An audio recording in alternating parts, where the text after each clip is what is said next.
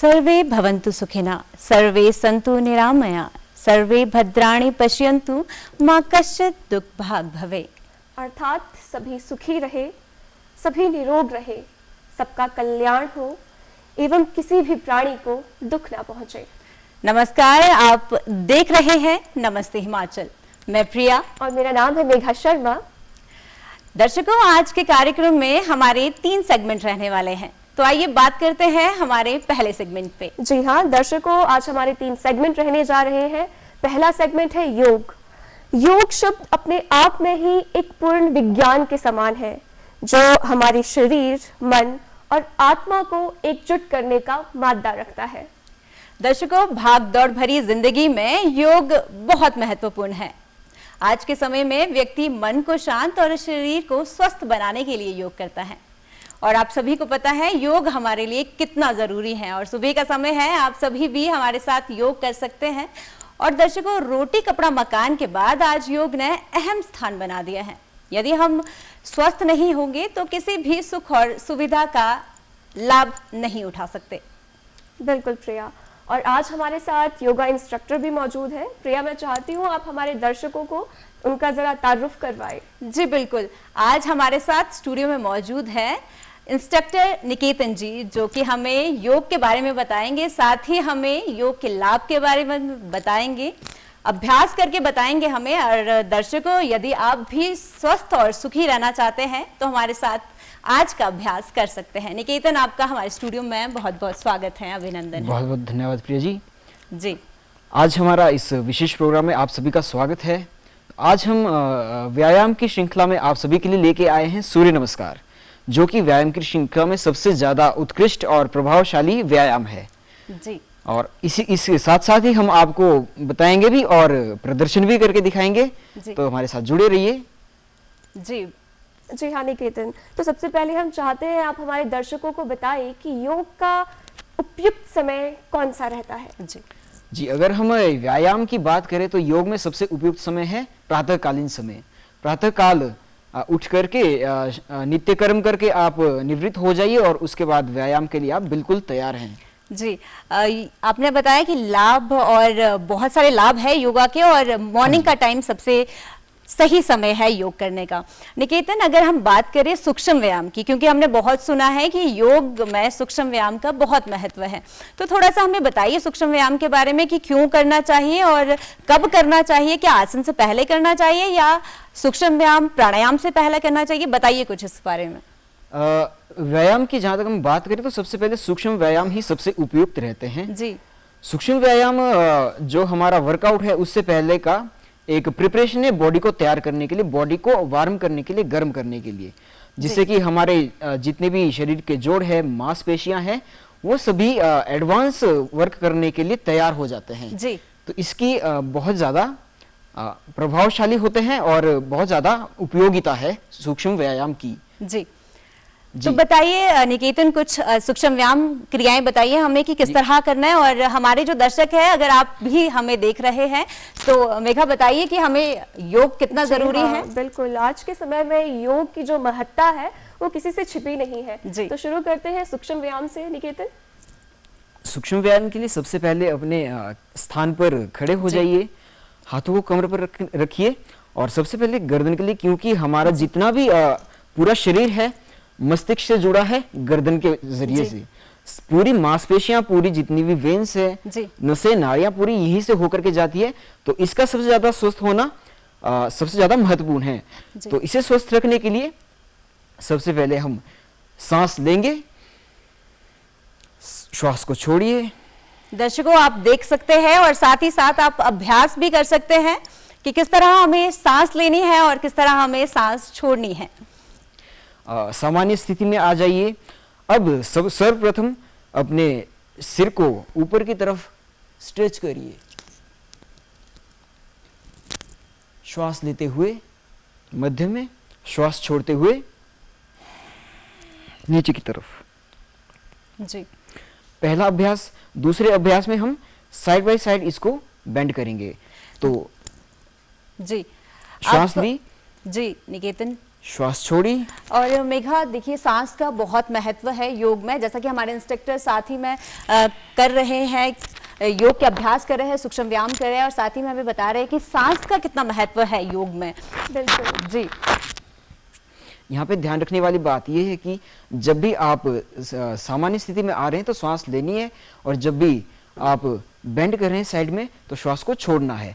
जी दर्शकों, आप ध्यान दे सकते हैं कि जब हमें सामने देखना है, जब हम सांस लेंगे, और जब हमें झुकना है तो हमें सांस छोड़ना है। तीसरे अभ्यास में हमें ट्विस्ट करना है।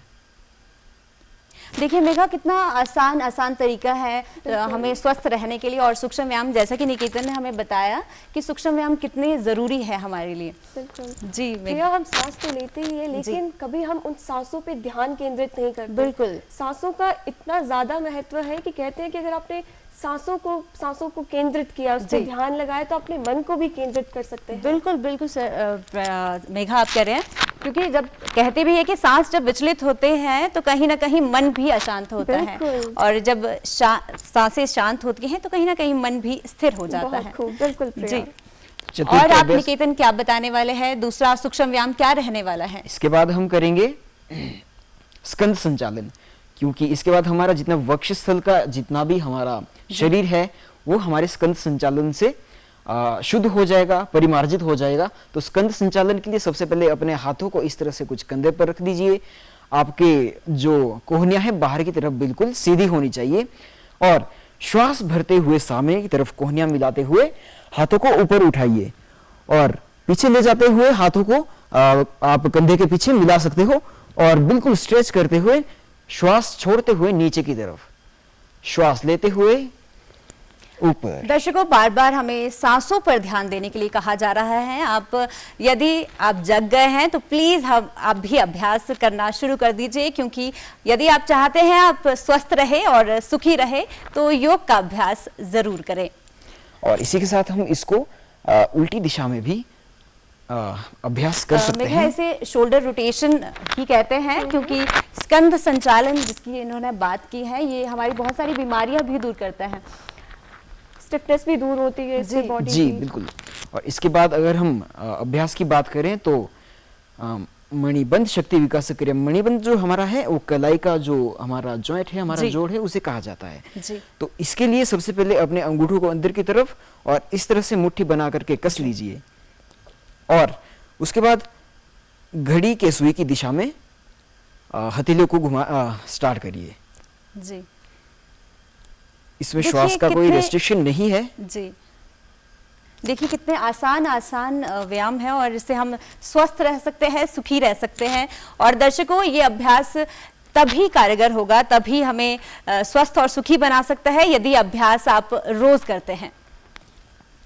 तो ये हमने मुख्य व्यायाम कर लिए हैं शरीर के ऊपरी भाग को व्यायाम करवाने के लिए, स्वस्थ अब चलते हैं निचले भाग की तरफ। इसके लिए हम करेंगे चेयर पोज, जिसे कहते हैं उत्कट आसन भी कहा जाता है। तो उत्कट आसन के लिए अपने कंधों के बराबर पैरों को खोलिए, सामने से धीरे से हाथ ऊपर उठाइए और श्वास छोड़ते हुए बैठ जाना है। जी। जितने समय तक संभव हो सके इसी अवस्था में बैठे रहिए, और अगर थकान महसूस हो तो धीरे से श्वास लेते हुए आज के समय में प्रिया देखा जाए जॉइंट से रिलेटेड प्रॉब्लम काफी रहती है लोगों को। बिल्कुल।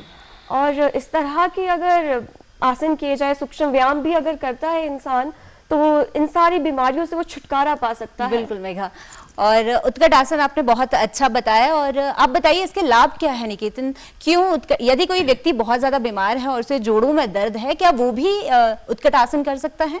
जी, ऐसा कुछ नहीं होता है, हमें उत्कट आसन करना चाहिए। लेकिन अगर आपकी कोई सर्जरी हुई है या फिर आपका बहुत पुराना जोड़ों का दर्द है, आपके घुटने बिल्कुल भी काम नहीं करते हैं, तो इसे करने से जरूर बचना चाहिए। कोई भी मांसपेशी से संबंधित आपको परेशानी है तो आप इसको करने से प्लीज बचें। जी। और बहुत बार देखा जाता है कि पीठ का दर्द बहुत ज्यादा लोग बताते हैं, उसके लिए थोड़ा सा सूक्ष्म व्यायाम बताइए आप।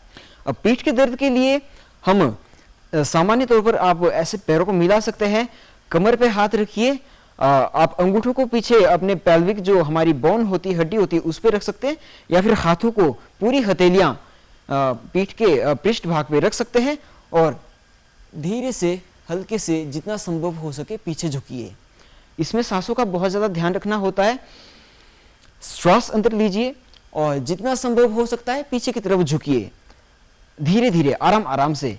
श्वास का बहुत ज्यादा इंपॉर्टेंस होता है। जिस तरह से एक गाड़ी के टायर में हवा भरते हैं और वो उसे बैलेंस करता है, हमारे शरीर के अंदर हड्डियां हैं, बहुत सारे तंत्र हैं, काम कर रहे हैं, तो अगर हम श्वास भरेंगे तो वो अपने यथास्थान पर बने रहेंगे और जो श्वास है अंदर भरा हुआ वो हमारे पूरी शरीर की स्थिति को बनाए रखेगा। कोई भी उनके आपसी तनाव या टकराव नहीं होगा। इसलिए श्वास का बहुत ज्यादा महत्व है योग में। जी बिल्कुल। बहुत खूब निकेतन जी।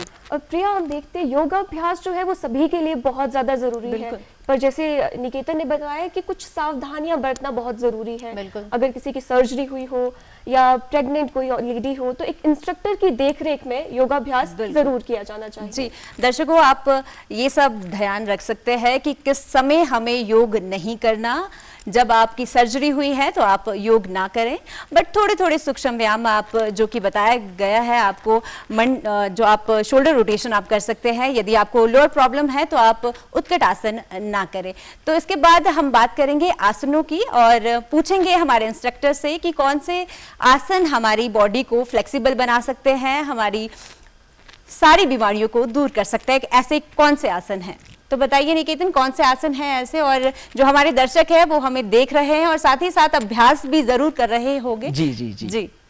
तो योग में जो हम व्यायाम की श्रृंखला में अगर बात करें तो सूक्ष्म व्यायाम के बाद सबसे प्रभावशाली व्यायाम जो सर्वविदित है, बहुत ज्यादा प्रचलित है, वो है सूर्य नमस्कार। सूर्य नमस्कार से उत्तम कोई भी व्यायाम हो ही नहीं सकता।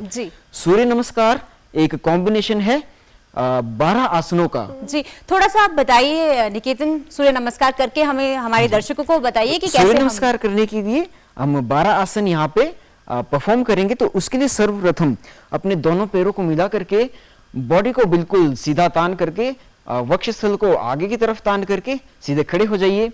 सामान्य श्वास लीजिए और सबसे पहले पोजीशन के लिए हमें तैयार हो जाना है।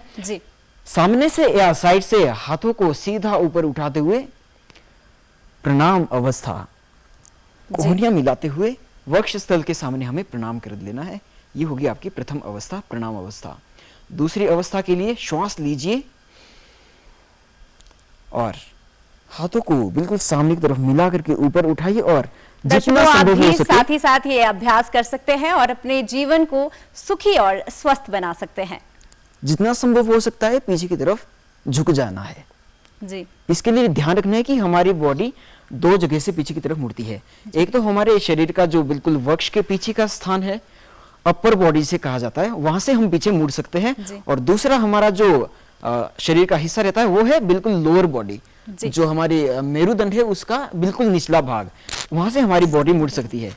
तो सबसे बेहतर रहेगा कि हाथों को ऊपर की तरफ तानिए और ऊपर की बॉडी को पीछे की तरफ मोड़िए, बहुत ही आसान रहेगा।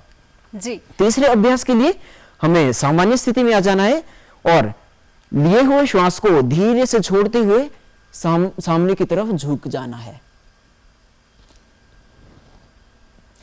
देखिए मेघा, इसमें हमें हमारे 12 आसन बताए हैं सूर्य नमस्कार में, और सूर्य नमस्कार एक मतलब फुल पैक है आसनों का, और 12 आसन हमारे एक साथ में हो जाते हैं। और सुबह सुबह अगर दर्शकों आप भी सूर्य नमस्कार करते हैं तो हमारे बहुत सारे आसन इसके अंदर आ जाते हैं और आप सुखी और स्वस्थ जीवन पाते हैं। हमने अभी किया तीसरा जो आसन है सूर्य नमस्कार का, इसे कहते हैं पादहस्त आसन। तो चतुर्थ अभ्यास की तरफ चलते हैं, अश्व संचालन अवस्था। अभी तक हमने किया प्रणाम अवस्था, उत्थान पाद हस्तासन, पाद हस्तासन। अब यहीं से चलेंगे, अपने जो लेफ्ट आपका पैर है उसे पीछे लेते हुए श्वास भरते हुए सामने की तरफ उठ जाना है, अश्व संचालन अवस्था। पांचों अभ्यास की बात करें तो पर्वतासन, अपने दूसरे पैर को भी पीछे लेना है, श्वास को छोड़ना है और जितना हो सकता है पीछे की तरफ झुकाइए अपने शरीर को, पूरी ऊपरी शरीर के ऊपरी हिस्से को पीछे की तरफ झुका लेना है। इसके बाद छठा अभ्यास अष्टांग नमस्कार, क्योंकि इसमें 8 अंग आपके जमीन पर लगेंगे, इसीलिए इसे अष्टांग नमस्कार कहा जाता है। अष्टांग नमस्कार में हमें श्वास लेना है, छोड़ना है। और 7वें अभ्यास की तरफ चले तो भुजंगासन, श्वास लेते हुए ऊपर की तरफ उठाना है शरीर को। इसके बाद हमारे आसनों की दोहराई होगी, उसके लिए पर्वतासन, 8वां अभ्यास, श्वास छोड़ते हुए।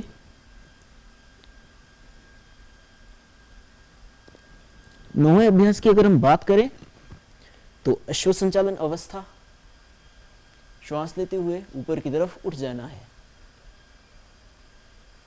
10वें अभ्यास के लिए श्वास छोड़ते हुए पीछे वाले पैर को आगे लेके आना है, जितना संभव हो सके नीचे झुक जाना है। 11वें अभ्यास के लिए सबसे पहले सिर को उठाया, हाथों को सामने लेकर के श्वास लेते हुए जितना संभव हो सके पीछे की तरफ झुक जाना है।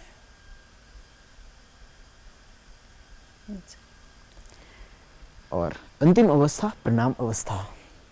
जी निकेतन, आपने बहुत अच्छी जानकारी हमें दी और हमारे दर्शकों को बताया कि आसन कितने जरूरी है, सूक्ष्म व्यायाम क्यों कितने जरूरी है और कब हमें आसन करने हैं, कब हमें सूक्ष्म व्यायाम करने हैं। इसके लिए आपका बहुत बहुत धन्यवाद और आपने बहुत अच्छी जानकारी हमारे साथ साझा की, इसके लिए आपका बहुत बहुत धन्यवाद। पतंजलि, महर्षि पतंजलि ने भी अपने योग सूत्र में कहा है स्थिरम सुखम आसनम। जी। तो आसनों की ऐसी स्थिति होनी चाहिए जिसमें हमें सुख का अनुभव हो और स्थिरता हो, जिस स्थिति में उस विशेष स्थिति को ही आसन कहा जा सकता है। जी।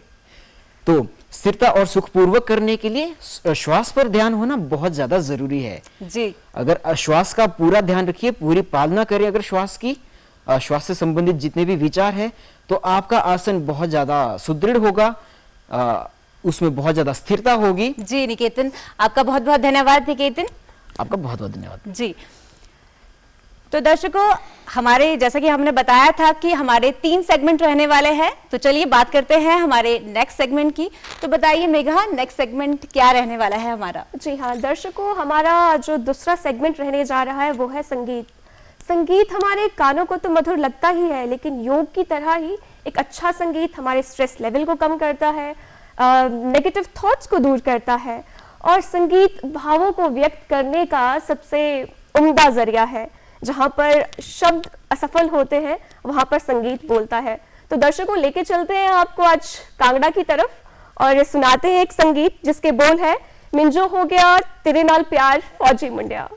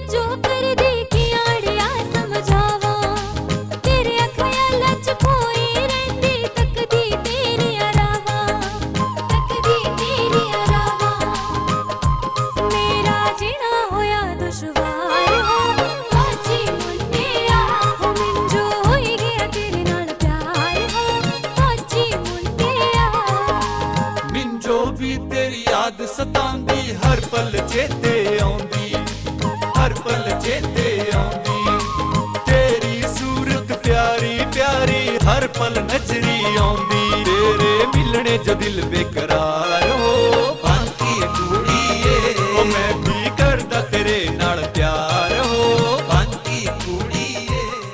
बहुत ही खूबसूरत संगीत और मंत्रमुग्ध कर देने वाले बोल।